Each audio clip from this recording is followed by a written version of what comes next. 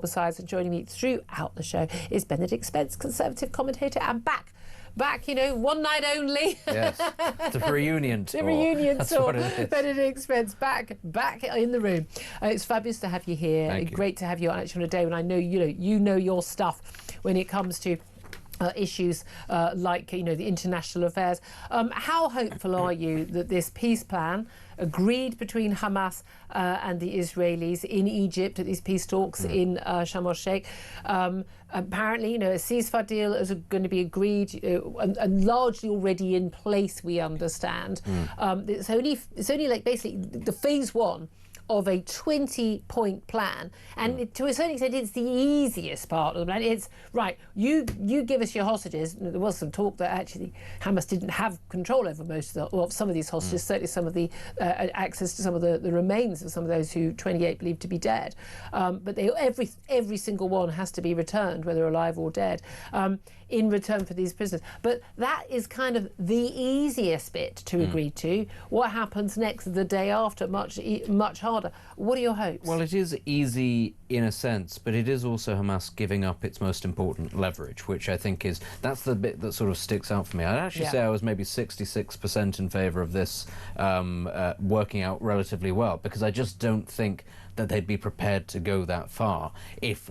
Hamas as a unified entity was planning on sort of pulling the rug out from under their feet. Now obviously until those hostages are all out, let's all just keep our fingers crossed and try not to get ahead of ourselves too much, but that in itself is a good sign. If it was some of the hostages that they were offering, well then you're going, we know what's going on here. That's always what's been on the table before. Couple here, couple there, in return for a few hundred murdering terrorists. To give it the impression that they're prepared to talk. But actually, if they are prepared to do all of that, well then all of a sudden you're going, all right, well that is tangible progress, because what leverage do they have after that? Nothing. But really. Here's the thing, if that was their leverage and they're giving it away, so they haven't suddenly decided, what, really happy to have Israel as part of the two-state solution. Of course not. They still want to kill every single Jew, every single Israeli, and by the way, us in the West too. Wake up, everybody.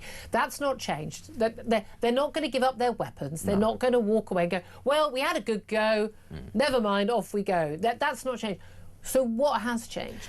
Well, I suspect that a lot of them will have been offered the chance to flee. Maybe they'll be able to keep a lot of... maybe they'll be allowed to keep a lot of the money that they've siphoned off and it is in the billions. They've done very well out of this. The ones that have survived have actually done very well. Let's be clear. A lot of them have died. And that's another part of it. The Israelis have been really very good, actually, at taking out their enemies as and when they've popped up throughout this conflict, be it in Gaza, be it in Lebanon, be it anywhere you name. They're pretty good at it. And so one does wonder, has it simply got to the point where the losses are too large, where enough of them are going, OK, we are not going to achieve our aims here. Maybe in 20, 30 years we'll have the chance to start something else. Because they play a long game. They do, much like the Israelis.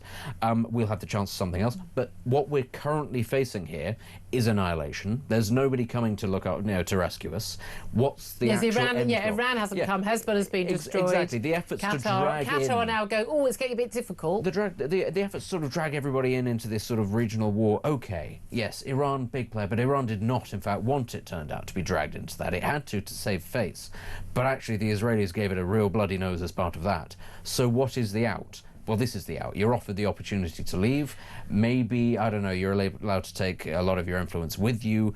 But for the main part, the actual war in Gaza will be done. But the greater struggle for freedom or whatever it is that they want, annihilation of the State of Israel, that can continue from elsewhere. They've been able to do that from elsewhere. Lots of groups have been able to regroup elsewhere, rebrand, all that sort of thing. So maybe that is their attitude. Or they go underground and again they play along with the idea that Hamas isn't in control of the Gaza Strip, and you have your peace board that supposedly Tony Blair and Donald Trump and others, and you have another organisation and that goes on, but actually. And Andrew Fox has written, we have on the show regularly, an interesting Substack on this, actually you have this thing where, carrying on underneath, you've got the people with the weapons, the people with the ruthlessness to say, the money goes here, the money goes there, you don't get a contract, you get a contract. And actually, you kind of got a sort of a terrorist mafia under the just under the radar. There will be an element of that, certainly, but the thing to remember is that Gaza is made up of lots of different factions, not just Hamas. So there was always that going on anyway, and not all of them like each other particularly.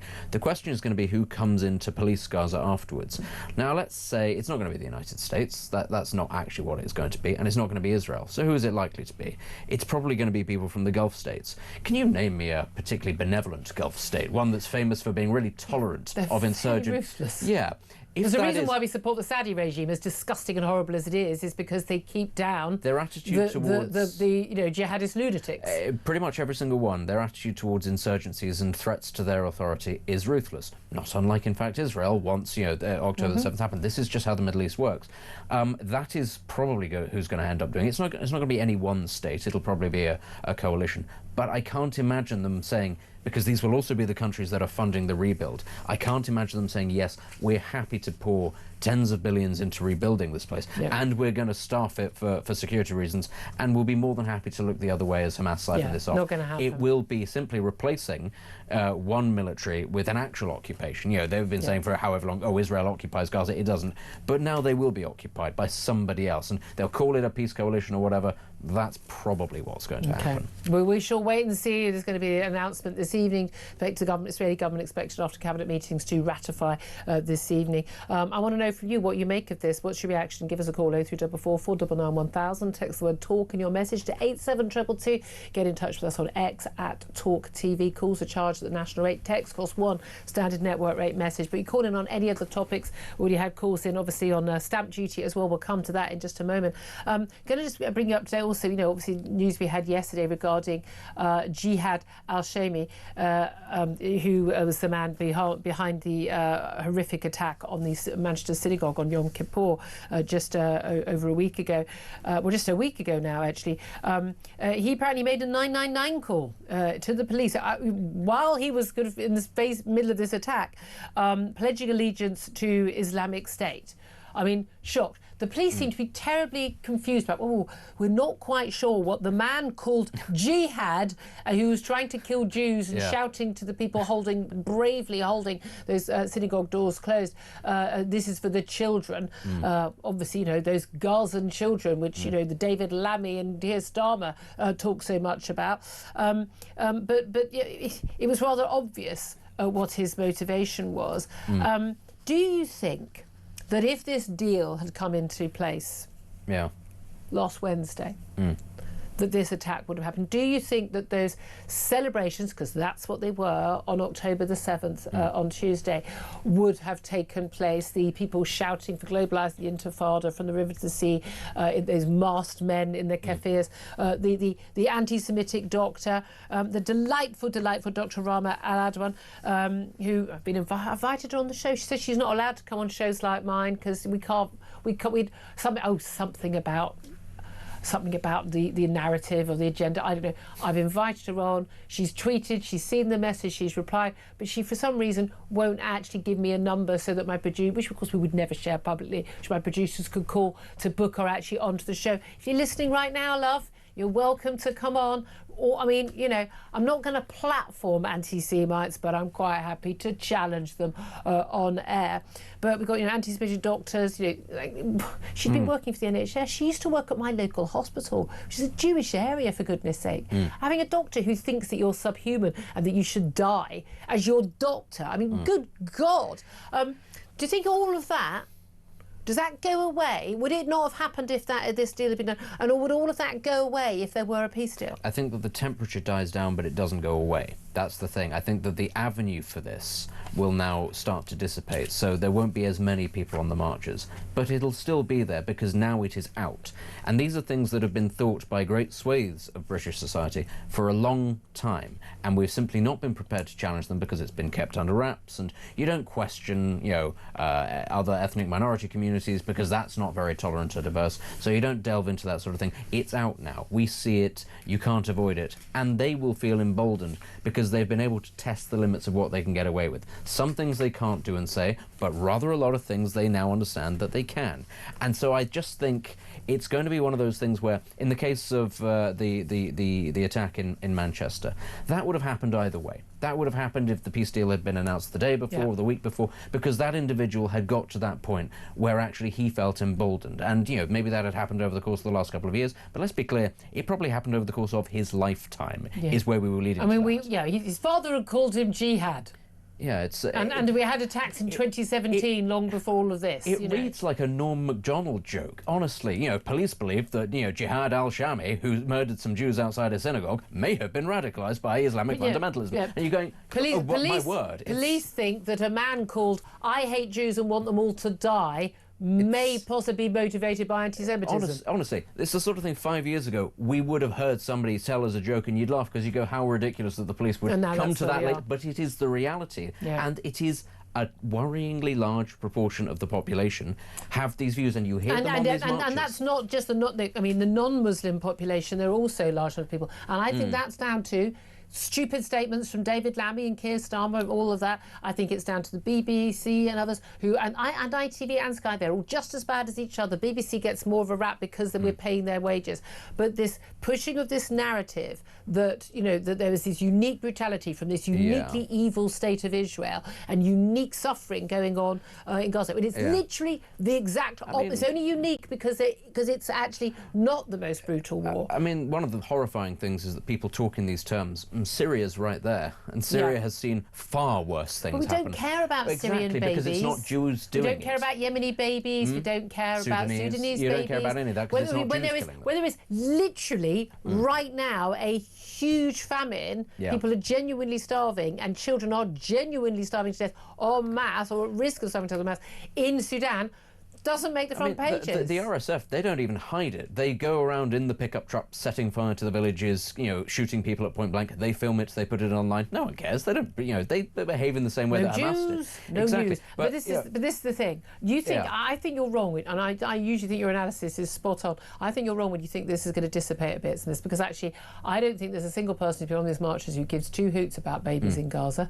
I don't think they care about a Palestinian state. They hate this state. They hate not just Jews in this country, but they're top of their list. They hate me, they hate you, they hate Labour, they hate Tories, they hate Reform, they hate the Lib Dems too. This is an anti-Western, anti-21st century civilization. This is anti-democracy, they claim it's anti-colonial. No, it's not. No, it's anti-Western values, democracy, capitalism. They wrap it up, you know, that watermelon, that signal, you know, it's green, you know, like the climate change people, you know, the way that Greta Thunberg and all of these activists can move quickly from their, you know, their Just Stop Oil movement, you know, and save the whale or whatever. They can move seamlessly to saving girls and babies because they're good people. No, because fundamentally they're not for anything. They are against the West. They are against our capitalism that has given people so much wealth around the world, and our Western liberal values. That's what they're against. Well, this kind of radicalism has been around pretty prominently since 2007 and the financial crisis and the Occupy Wall Street thing, but it goes through peaks and troughs, and that's the thing. There needs to be something to light the spark. The George Floyd thing was a good example. Actually, Black Lives Matter was not a thing, but the same sort of simmering resentment was there before it happened. It happened, the spark lights it, suddenly there are protests everywhere. Those things die down after a while, slowly, and then something else happens, and that's what I mean. I think the point is the line where they can feel that they can push up to moves every time this happens, and then it withdraws a little bit as everybody takes stock of the situation. When something else happens, and something else will happen, we don't know what that is, it'll spark again. It'll be the same people, same organisations doing it, and you know, it could be, I don't know, it could be something to do with the economy, it could be something to do with, I don't know, but they'll come up with something. Homeless people, but they'll be there with the kefirs, and they'll be there with the same sort of flags, and it's the same omni movement that's just really angry about everything that most people stand for. Yeah, and that's the thing. They won't go away. Let's also talk about something that won't go away. And this China spy trial collapsed last month, and it was claimed by the senior prosecutor in this country, the Director of Public Prosecutions, a job that the Prime Minister used to have, that the spy trial had collapsed because the government refused to provide evidence that China, the allegation being that two British men had basically spied, Christopher Cash and Christopher Berry had spied for China, and that China was a threat to national security and was an enemy state. Now, those two men have denied those charges. The trial has collapsed, and the CPS boss, the DPP, said, look, It's because the government wouldn't provide us with evidence. Now, Keir Starmer has hit back, and we're told that there were numerous meetings between his National Security Advisor, Jonathan Powell, with the Chinese authorities, or loads of representatives of China. Everybody's representative of China is basically closely linked to Xi Jinping. That's how it works. And the allegation is that Keir Starmer's basically, for political reasons, to sort of keep an economic deal going with China, they have done this. Now, Prime Minister has said basically, no, we had no choice. We couldn't provide evidence that didn't exist under the law in which these people were charged. At that time, China was not designated an enemy state. We can't take it back. Now, the former top civil servant, I'm not a man I do not hold a candle for, former Cabinet Secretary Simon Case, now Lord Case. He served as Cabinet Secretary under Keir and Rishi Sunak. I mean, also under Boris Johnson, by the way. Watched all those parties happening while we were being locked down. Didn't have a problem with it. He has questioned that explanation, along with numerous other former directors of public prosecutions, a former head of MI6, the former head of the government's counter-terror watchdog, and 3 former Tory cabinet ministers, all of whom say, no, China was absolutely designated a threat to us. And we've actually got government ministers like Security Minister Tom Tugendhat at the time in Parliament making statements. We've got documents saying it. So it does appear that Keir Starmer has been caught out in a very, very big, serious, damaging to Britain lie. But what I would say is he's already begun the process of giving away British sovereign territory for not very good reasons, and that doesn't seem to have brought him down. So what's a little spiring between friends? It's one of those things where, if we're being honest here, China is a hostile state to the UK, absolutely. But Britain is also not really in a position where it can go around irritating China, because previous governments have made us so beholden to this, and we're not alone. Lots of Western countries have fallen for this trap, where we are beholden to the success and continued reasonable relations with that country in order to prop ourselves up. China has done a fantastic job of re-augmenting great swathes of the global economy to insulate itself, and it's done that because it has eyes firmly on the United States. It doesn't really see us as a threat. It sees us as a US ally, and therefore something that can be used. They're not interested in, communism, taking a route here. What they see us as is something that can be used for or against in its struggle with the United States. Starmer obviously... But it's a struggle with the United States for taking over the world. I mean, I think people need to understand China wants to be the greatest power in the world instead of America. It does. Well, that's their raison I think d'etre. what China would settle for simply being in a position where the US cannot challenge it. I don't think they're already in that position, given how much America is reliant on cheap Chinese goods. Once upon a time, the Soviet Union was in that position, and the Chinese learnt from that experience that you cannot rest on your laurels. And it's as much as this is the tricky thing about taking over. They don't want to take over because what China has is a symbiotic relationship with the US, and that's very painful for the US. China relies on the US economy as much as anything else to buy its goods. So China needs it to survive, but one cannot be bigger than the other. But here's the thing. Regardless of what China wants to do and how they regard us, why is our Prime Minister, why is his National Security Advisor, I mean, trade. China's not going to suddenly stop trading with us. They need us the same as we need them. But the reality is, like with the Chagos Islands again, given to Mauritius. Mauritius very much beholden to China. We know what's going on there. But they're talking about we're talking about a spy trial, serious allegations. Yes, denied, but serious allegations. If you stop a trial from going ahead because that may well just be embarrassing the Chinese government, and they don't like being embarrassed, they really don't like being embarrassed, then you are putting that nation state, that hostile nation state that spies on us and would wish us ill at every opportunity, ahead of the safety and the security of this country. That, last time I looked, made you a traitor. This is the thing, and it's reflected in what happened with the Chagos Islands. Keir Starmer and a lot of his allies are very hot on the idea of the rule of law and procedure. But what they really care about a lot more is internationalism, because in a post-imperial world, Britain, as I've said, is fairly weak. But what they feel is that Britain can have influence on the international stage if it is respected and liked by the rest of the world. Which is, of course, a stupid position, but it is one that they sincerely hold. They think that Britain, with its diplomatic skills and its soft power, can still be a big... And that's, of course, foolish. But that is why they are prepared to bend the rules, these rules that they think are so important. They're prepared to bend them if that means that... Same for the recognition of a Palestinian state that doesn't fulfill any of the basic requirements of the state. That a foreign dignitary in a smart suit will shake their hand and meet their eye at an international summit, because that's where they feel they should be. Well, there are some commentators, and the fact that so many of these senior figures have spoken out, and basically very credible senior figures spoken out to say what Keir Starmer has told the country is untrue. If he said it in Parliament, if Parliament was sitting, and he was proven to be untrue, as opposed to saying it on a trip to India, he would have to resign. Okay, now would he?